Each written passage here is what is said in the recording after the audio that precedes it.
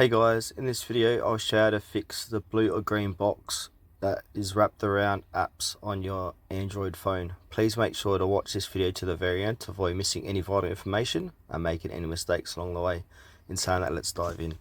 Alright, as you can see on my phone, there is a blue box around this app here and I want to get rid of that. So what you need to know that talkback is turned on, so you need to go ahead and disable that. So I'll show you how to do that now.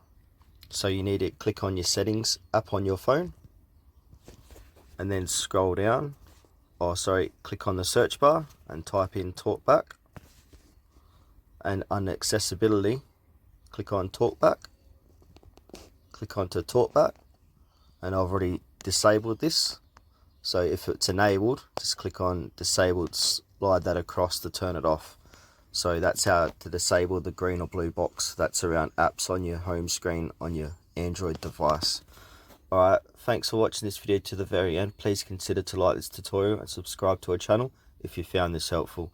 We really appreciate it and helps us out a lot.